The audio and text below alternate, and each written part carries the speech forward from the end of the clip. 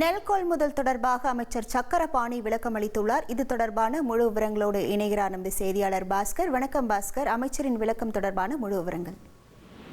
September 1ஆம் தேதியிலிருந்து நேற்று வரை 12 லட்சம் மெட்ரிக் டன் நெல் கொள்முதல் செய்யப்பட்டிருக்கிறதாகவும் மழை மற்றும் பண்டிகை காரணங்களாக ஏற்பட்ட அந்த தடங்களை எல்லாம் மீறி 10 லட்சம் டன் அளவுக்கு நெல் பாதுகாப்பான இடங்களுக்கு நகர்வு செய்யப்பட்டிருக்கிறது. இயற்கை சீட்டங்களை மீறி லாரிகள் மூலமாகவும் ரயில் மூலமாகவும் நெல் நகர்வு என்பது நடைபெற்று வருகிறதாக உணவுத்துறை அமைச்சர் சக்கரபாணி தெரிவித்திருக்கிறார். போக்குவரத்து ஒப்பந்த விதிகளில் தூரம் 5 பிரிவுகளாக பிரிக்கப்பட்டிருக்கிறது.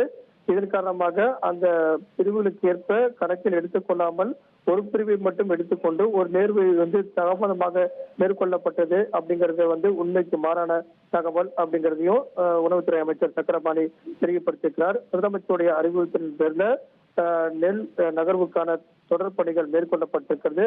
நெல் போக்குவரத்து கட்டணமும் வெகுவாக குறைந்திருக்கிறது. விவசாய நலன்ல பெரிதும் அக்கறை கொண்டிருக்கக்கூடிய முதலமைச்சர் 2 முறை ஆய்வுக் கூட்டங்கள் நடத்தியிருக்கிறார். இதன் மூலமாக திருச்சியில மட்டும் 11க்கும் மேற்பட்ட வேன்கள்ல இந்த ஒரே நாள்ல 24ஆம் தேதி மட்டும் 21,000 மெட்ரிக் டன் நெல் என்பது பாதுகாப்பாக நகர்வு செய்யப்பட்டிருக்கிறது. நெல் கொள்முதல் நகர்வு என்பது துரிதமாக மேற்கொள்ளப்பட்டு வருவதாக உணவுத்துறை அமைச்சர் சக்கரபாணி இதன் மூலமாக தெளிவுபடுத்தியிருக்கிறார். தமிழ்நாடு நுகர்பொரு வாணிப கழகத்தில் நெல் போக்குவரத்து ஒப்பந்த விதிகளின்படி முறையாக செய்யப்பட்டிருக்கிறது. இதில் எந்த விதமான முறைகேடும் நடைபெறவில்லை அப்படிங்கிறதான் இந்த அறிக்கையின் மூலமாக தெளிவுபடுத்துகிறார். உங்கள் விவரங்களுக்கு நன்றி பாஸ்கர்.